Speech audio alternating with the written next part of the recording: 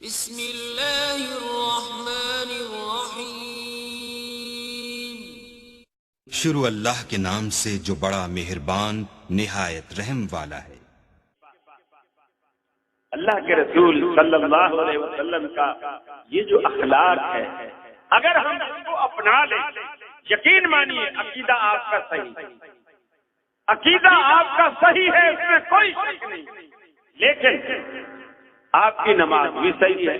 کہ آپ سنت کے مطابق پڑھتے ہو، رفع الیدین کرتے ہو،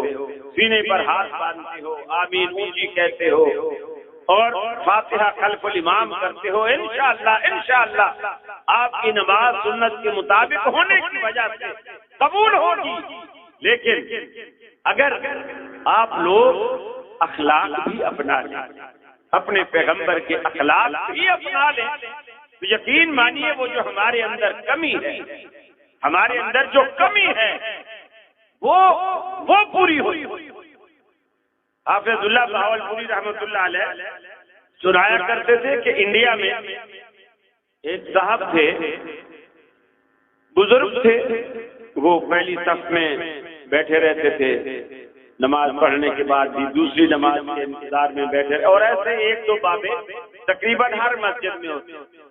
غصے سے بھرے ہوئے اس طرح ہوتے ہیں، وہ بیٹھے رہتے ہیں۔ وہ بھی بیٹھا ہوا تھا، اس نے اپنا چشمہ اتار کے اپنے آگے رکھا، ایک صاحب چلتے ہوئے آئے اور اس نے نیچے نہیں دیکھا اور اس کا پاؤں لگا تو چشمہ دور جا پڑا، تو وہ لڑکا جس کا پاؤں لگا تھا وہ بھاگ کے گیا، چشمہ اٹھایا اور اٹھا کر کے اس کے سامنے قمیض سے صاف کیا اور بابا جی کے سامنے چشمہ رکھا اور کہا بابا جی معافی چاہتا ہوں، میری نیچے نظر نہیں پڑی۔ بابا جی نے کہا بیٹا کوئی بات نہیں، ایسا ہو جاتا ہے، کوئی بات نہیں۔ تو وہ جانے لگا تو بابا نے اس بچے کا ہاتھ پکڑ لیا اور کہا بیٹا کیا تم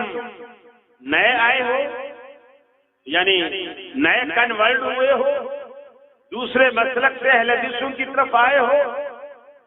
اس نے کہا ہاں ہوں تو میں نیا، لیکن ابھی کچھ 6-7 مہینے ہو گئے مجھے اہل حدیث ہوئے۔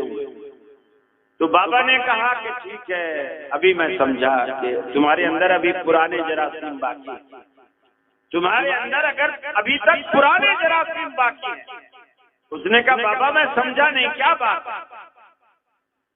بابے نے کہا کہ اگر تو خاندانی اہل حدیث ہوتا نا، جیسے تیرا پاؤں لگا ہے نا چشمے کو، تو مجھے کہتا یہ چشمے رکھنے کی جگہ ہے، چشمہ یہاں رکھتے ہیں، چشمہ تو آنکھوں میں لگاتے ہیں، تو یہاں رکھے ہوئے، الٹا تو مجھے ڈانٹتا۔ یہ جو بھاگ کر اٹھا کے اس کو صاف کر کے پھر معذرت کرنا اور میرے سامنے چشمے کو پیش کرنا، یہ والا جو اخلاق ہے تیرا پرانے جراثیم، اور یہ ایک حقیقت ہے، یہ کھلی حقیقت ہے، ہمارے اندر وہ اخلاق ختم ہو چکے۔ لوگ جتنا عیب تلاش کریں، جتنا عیب تلاش کریں، الحمدللہ وہ ہمارے عقیدے میں عیب تلاش نہیں کر سکتے، ہماری عبادات میں عیب تلاش نہیں کر سکتے، لیکن ہمارے اخلاق میں وہ خوبی بھی تلاش نہیں کر سکتے۔ کتنے افسوس کی بات ہے، کتنے افسوس